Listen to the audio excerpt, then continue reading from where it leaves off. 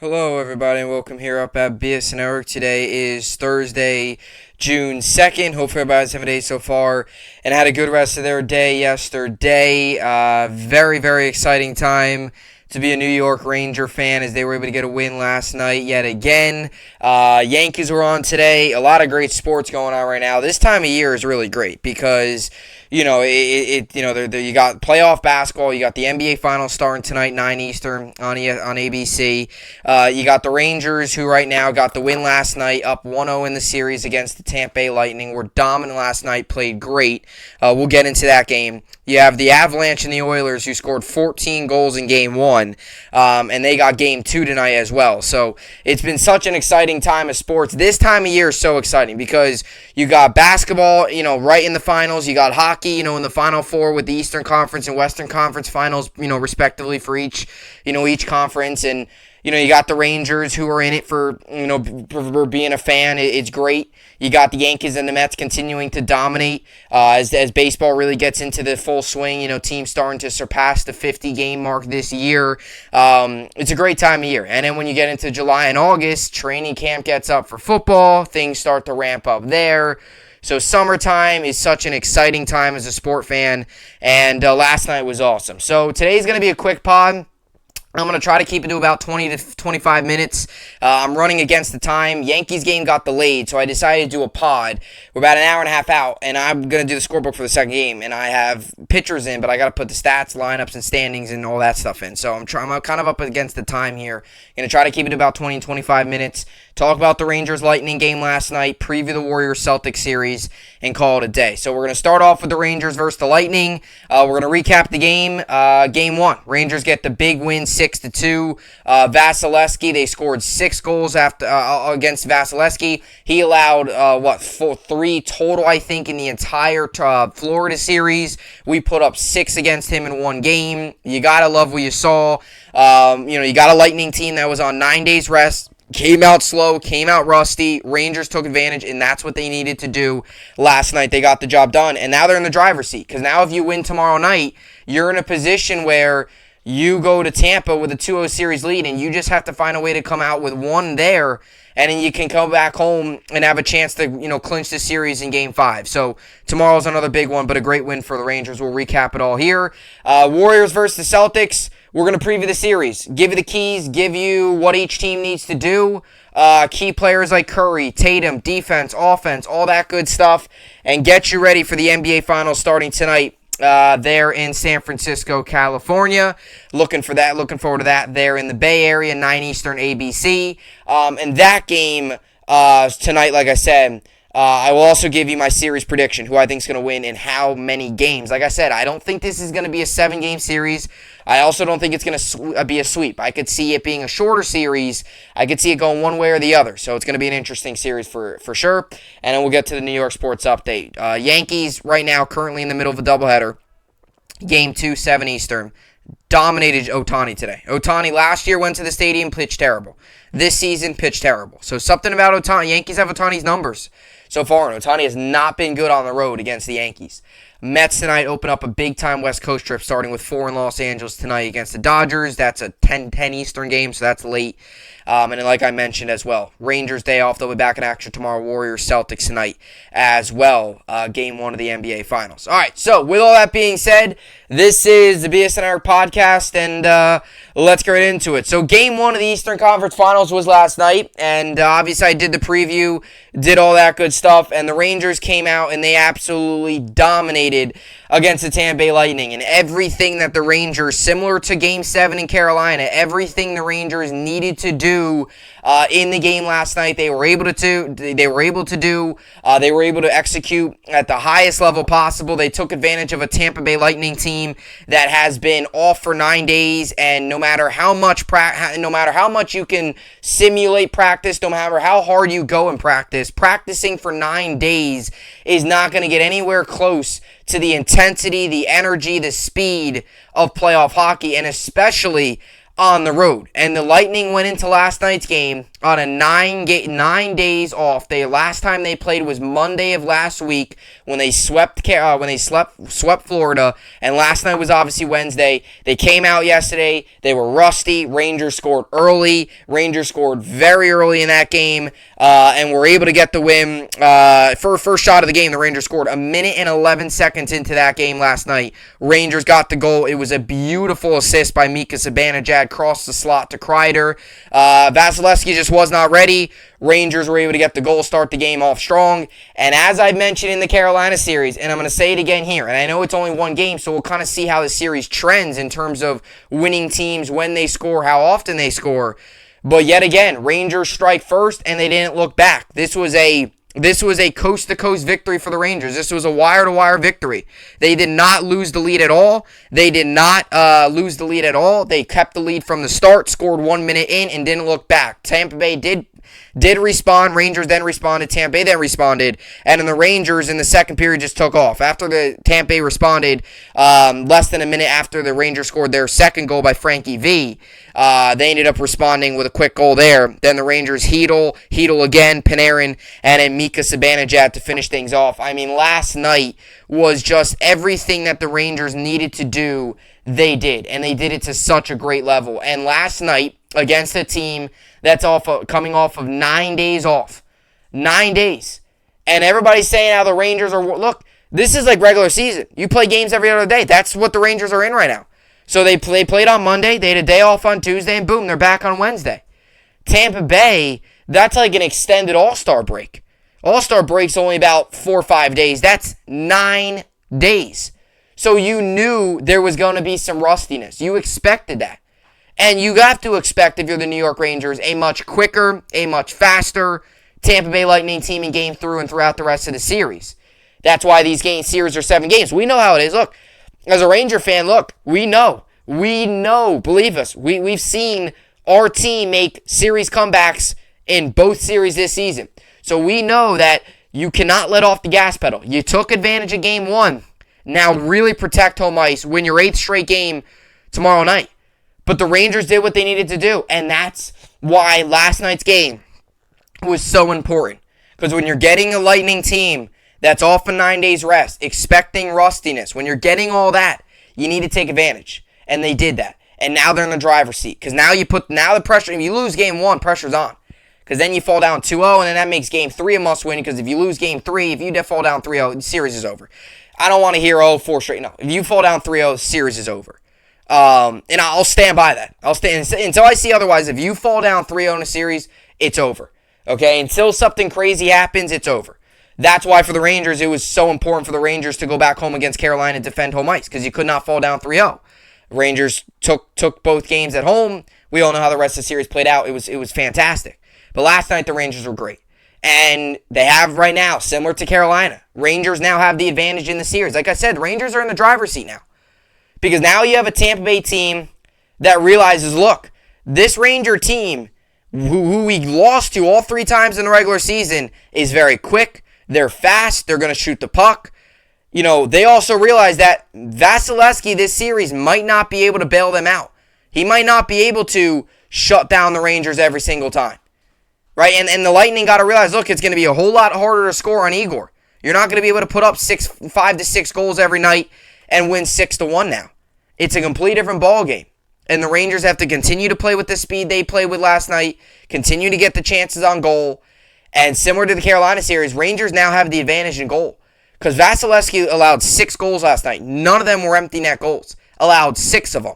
And you could say there was a couple of them that, for his ability, the way he's played all year, and especially in the second round against Florida, he should make some of those saves. So his confidence right now can't be very high. Igor's has got to be very high. It was phenomenal last night. Igor was phenomenal last night, as we all know. Only allowing 2 goals and made a couple really big saves. I mean, there's just some saves where he comes out of the crease, and I mean, he's just in perfect position. He's just got that natural talent. He's got that natural knack of knowing where these pucks bounces, knowing where that next pass is going to be. You know, he made 37 saves last night at a save percentage of .949, was phenomenal.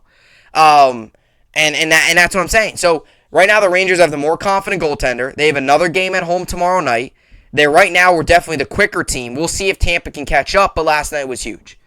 Right? And it was a convincing victory, too. It wasn't like it was a convincing victory to just really just tell the Lightning, look, we're not here to mess around. We're not here to say, oh, we got to the Eastern Conference Finals, we're playing with house money. No, this team's here to win it. This team here is here to win it and win it all. And they showed that last night. And we'll see how Tampa responds. But for the Rangers, as we all know, it's all about that next game. This game's in the rear view. You were able to celebrate. Now you got to reset. Play what you did. Do what you do last night. Did last night rather, and apply that to the rest of the series. And if you can do that, you have to feel good about your chances. However this series plays out, however many games. You got 6 more games left in the series if it goes to 7 games, somewhere around that amount of games. But convincing victory last night, and it was a great way to start the series. And you kind of put your stamp of, look, this is what we're going to do. Now Tampa has the pressure to try and match that. And they need to do it quick. Because if the Rangers win tomorrow night, well, oh boy, we know how it works. Especially with the Rangers having home ice, that makes games 3 and 4 at Tampa's home ice must wins for them. Because if you fall down 3-1 and the Rangers find themselves game 5 back at home, that is a golden situation for the New York Rangers. So a very good win last night against a very good hockey team and a very good goaltender. I mean, geez, a lot of us thought there might be 9 goals combined in this series. We all saw maybe 2. We saw 1-0, 2-1 games here. As I said last night, I did not see 6-2 coming. I am more than happy about it because I am very glad. Like I said, as a sport fan, it's one thing, close games. Being a fan and watching close games, not a great experience. It's just nerve-wracking. I like those. I like the blowouts where you can kind of put your feet up, in the late in games and kind of be like, all right, now let's look ahead to the next game and see what we got. So a great win last night for the Rangers. Game 2 tomorrow night, 8 Eastern, ESPN. Same start, back at MSG. And an opportunity for the Rangers to take a really big, commanding 2-0 lead. And that's big. That's big for the Rangers. And, So, look, 7 wins away now. You're 3 away from winning this series, 7 away from winning the entire thing. So, shift by shift, moment by moment, second by second, minute by minute. And I got to give credit to the kid line last night, especially Filipino.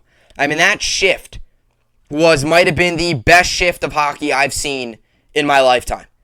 I mean, that was phenomenal. The amount of sustained pressure they had on that. There was one guy in Tampa. He was out there for like 2 minutes and like 45 seconds.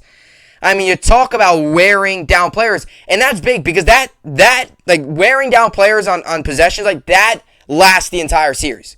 Because if you're out there for a lot of time, you're might be a little slow coming out in the next game.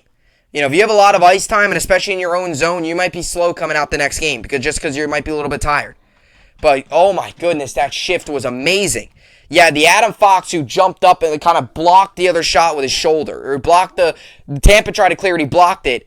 And it was a beautiful pass. He'll put it in the back of the net. I mean, golden.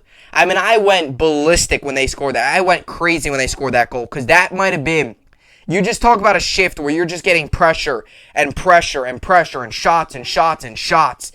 Like, that's hockey right there. That's what you need to do. That's what separates championship teams and non-championship teams is shifts like that. Moments in games like that where you get, 4 or 5 shots on goal during one shift. And the Rangers were able to get a couple line changes in.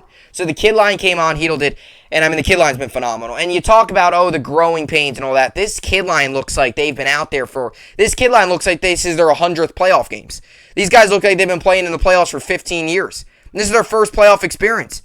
And they look great. They've been the Rangers' best line. And last night was phenomenal. Hedl had 2 goals, was great. Igor was great. Rangers played great. Great win. Convincing. Did what you needed to. Took care of home ice. Protected home ice. Now you got to do it again tomorrow night, 8 p.m. Eastern. Game 2, Friday, tomorrow, 8 p.m. Eastern. Looking for a 2-0 lead. All right, so that's what I got for the New York Rangers. Coming up next, we're going to get to the Golden State Warriors and the Boston Celtics. Warriors at home tonight, Game 1 in the Bay Area in San Francisco, California at the Chase Center. We'll get into it. Give you the keys and my prediction for this exciting NBA Finals coming up next. All right, so welcome you back here up at the podcast here today, Thursday, June 2nd. We're in the month of June. We're in the summer months now. Summer, I think, officially starts, like June 21st or something.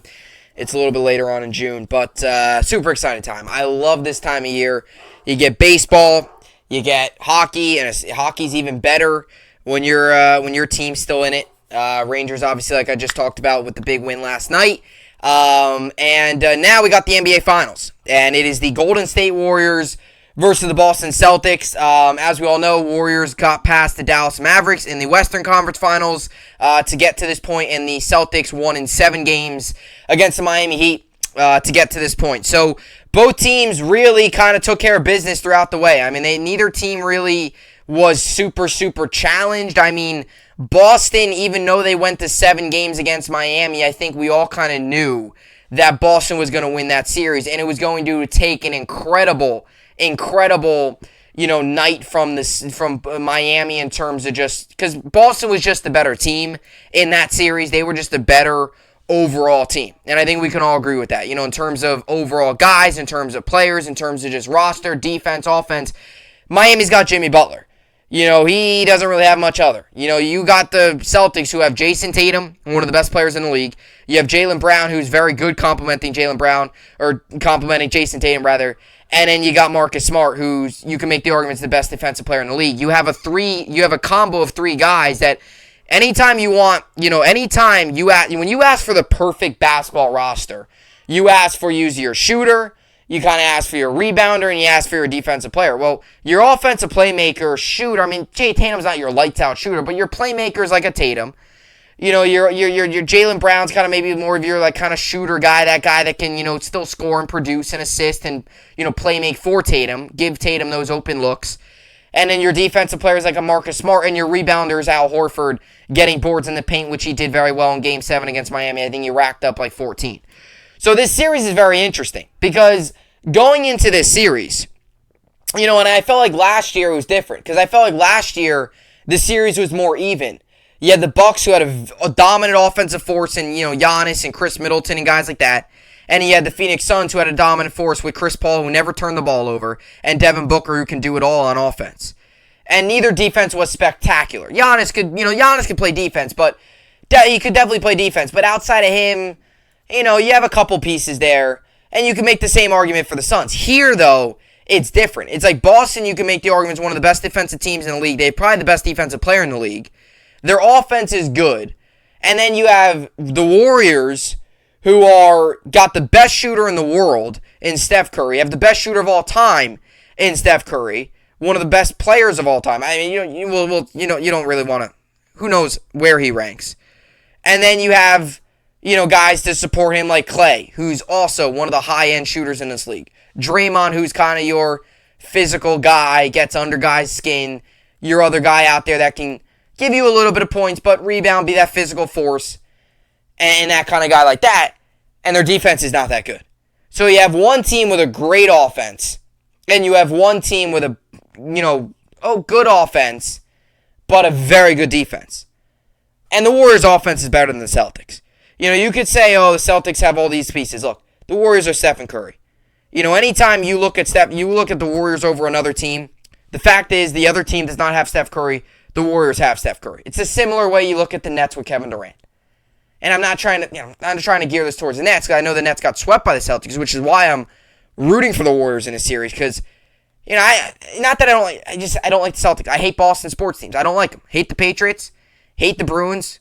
Oh boy, do I hate the Red Sox. And I don't like the Celtics either. And Warriors, I have nothing against them. They're in the Western Conference. They, play the Nets, once a year, if that. Barely, they don't play them often. Got nothing against Steph Curry. He's done nothing to my franchise. They haven't even played, we haven't met them they're not even in my own conference. I have no issue with the Warriors. So the Warriors, although I always rooted against, I will admit, I shouldn't say that, because I've always rooted against the Warriors when the Cavs and the Warriors were going against it. But that's because at the time, I was a big LeBron James guy. I always wanted to see him do well in the finals. They were the underdog team, so I always took them. I always found it cool. It was like LeBron James versus 5 other guys. That's really what it was. And I also think the 2016 comeback that the Cavs made, the 3-1 comeback, was something really special, and it was pretty cool to see them kind of build on that. They weren't really able to do that, but that was still a pretty special comeback, no doubt about it. But back to this series, that's why I'm rooting for the Warriors. And similar to what you look at teams in the light of other players, right? Kevin Durant. You know, if you're the opposing team, you look, at the end of the day, we have to face him against Kevin Durant. We might have all these pieces, but we got to go up against Kevin Durant. You know, LeBron, maybe not exactly the same way you look at LeBron now, just because he hasn't been on teams that have really been that much of a force recently, right? Outside of the win in the bubble, he's really the team's kind of struggled with the Lakers. They missed the postseason their first year. You know, then they lost in the first round last year, and they missed the postseason this season. So maybe you don't look at the same light there, but the Bucks with Giannis, you might say, oh, we have all these pieces, but we have, you got to go up against Giannis. And this is the same way I look at this. Sure, the Celtics have a very good rebounder in Horford. Sure, they have a very good defender, Marcus Smart, and two very solid offensive players in Jason Tatum and Jaylen Brown. Sure, they are maybe the hottest team going into the postseason and still very hot. Right? We all understand that. But at the end of the day, they have to find a way to stop Stephen Curry and Klay Thompson, the Splash Brothers. They have to find a way to contain an offense that has not been contained for a very long time. They have to find a way to stop Steph Curry. They have to find a way to contain Klay Thompson. And that's when I look at this series. The Celtics they're not the same team on the road. They're not the same team on the road, and they don't have home court. Warriors are very good at home, play well at home. Guys like Wiggins step up. Jordan Poole's been stepping up. You have Curry. You have Draymond. You have Klay. Much more deeper roster on the Warriors than you do with Boston. The Warriors just have a little bit more talent. And that's really how I see it. They got talent, and they have Steph Curry. The Celtics have talent. They just don't have that Steph Curry. They don't have that LeBron James. Jason Tatum's very good, but he's not Stephen Curry. Stephen Curry is an all-time great. He's the best shooter of all time. So that's why when I look at this series, I don't think this is going to be a 7-game series.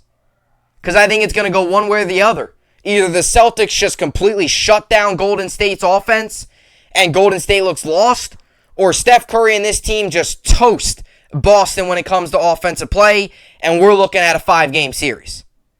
And I'm going to go with the Warriors winning this series. Because at the end of the day, you have Stephen Curry. You automatically have the advantage. You have home court. You have the better roster. They're hot at the right time. They've kind of just cruised through the postseason. A lot of people thought the Mavericks were going to be a roadblock in Luka Doncic. They clearly were not. They took them in 5 games? So I like the Warriors in this series. Home court, a lot of depth. Pieces like Wiggins, Jordan Poole have really stepped up. I could see Boston maybe taking a game at home. I'm going to go with the Warriors in 5 here. And ESPN's Basketball Power Index had the Celtics having an 80% chance of winning this series. I'm going to go with Golden State. Home court, Steph Curry, better team, offense unstoppable at times. I'm going to go with kind of the big three that's going on in Golden State with Draymond, Klay, and Steph. I'm going to go with the Warriors here in 5. I could see the Celtics maybe getting 1 at home. But I'm going to go with the Warriors in 5, and I'm going to say Steph Curry wins another championship. And I'm going to say this time, for the first time ever, Steph Curry wins an NBA Finals MVP. So I'm going with the Golden State Warriors in 5. And I hope to see that happen because I do not like the Celtics. They swept my Nets, as you all know. And I think it would be pretty cool to see Curry win another because he just would continue to add on to his legacy. So give me Golden State Warriors in 5 games. That's my NBA Finals prediction. All right, let's get to the New York Sports Update. Wrap things up here. We're about an hour and 5 minutes out from Game 2 with the Yankees and the Angels. So I got to get this uploaded, get my book ready, and all that in about an hour. I probably should be able to just get it done in time, but I'm definitely going to be up against it there. All right, so let's see here. All right, so as for the New York Sports Update and the rest of sports, you got the Rays, you got the Giants, Marlins, Nationals, Reds, Mariners, Orioles, Padres, Brewers, Cubs, Cardinals, Rockies, Braves. Mets head out to the West Coast to start up a big 4-game set today against the Dodgers. Mets are 35-17. Dodgers are 33-17. Dodgers just got swept by Pittsburgh. So Dodgers coming off of a sweeping against Pittsburgh, and the Mets swept the Nationals at Citi Field. So you got a hot team, and you got a team losing to one of the worst teams in baseball. Interesting series going into it. Mets got Taijuan Walker on the mound. He's 3-0, the 2.83 ERA, and the Dodgers got Tony Gonsolin on the mound. He's 5-0 with a 1.80 ERA. Over/under is set at 8.5 rather. Today, 10 p.m. Eastern, MLB Network. You can also find it on SNY. Yankees-Angels, Game 1. Yankees got the win 6-1. And Game 2 starts here, like I said, in about an hour and 10 minutes. Yankees are 35-15. Angels 27-24. Angels got Reed Detmers on the mound.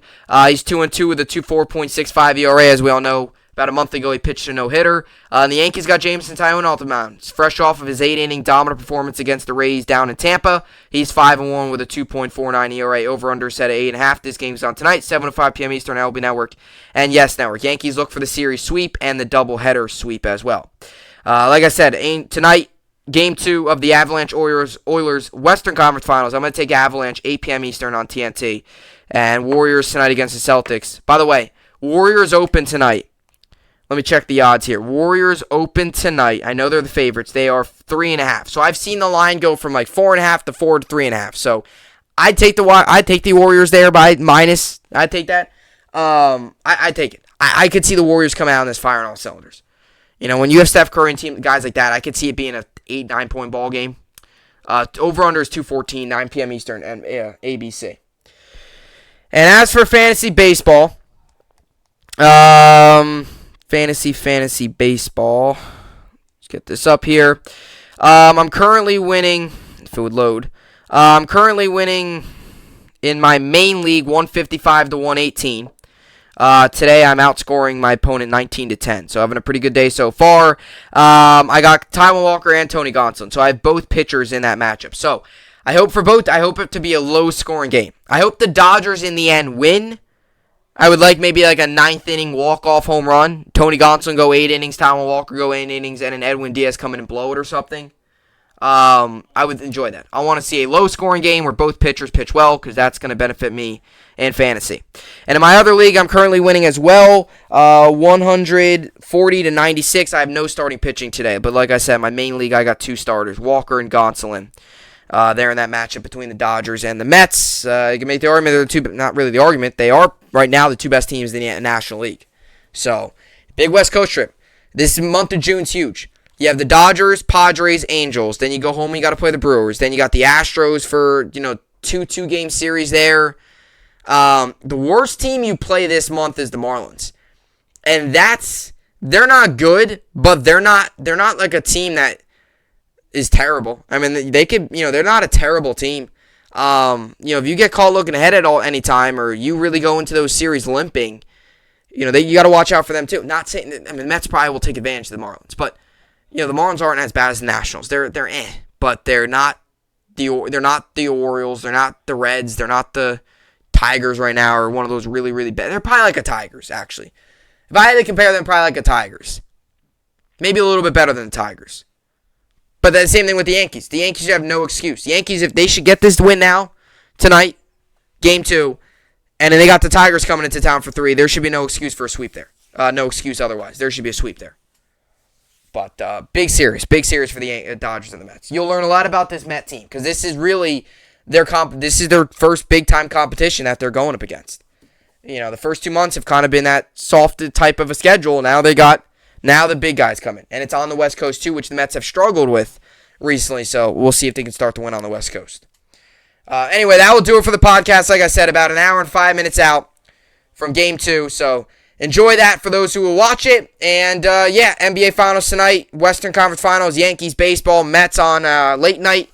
10:10 Eastern. So for whatever you want to watch, enjoy it. Got a full night. No complaining. Got a lot of sports on. A lot to choose from. So enjoy it. I will see you all back here tomorrow. Hope you enjoyed it, and thanks for watching.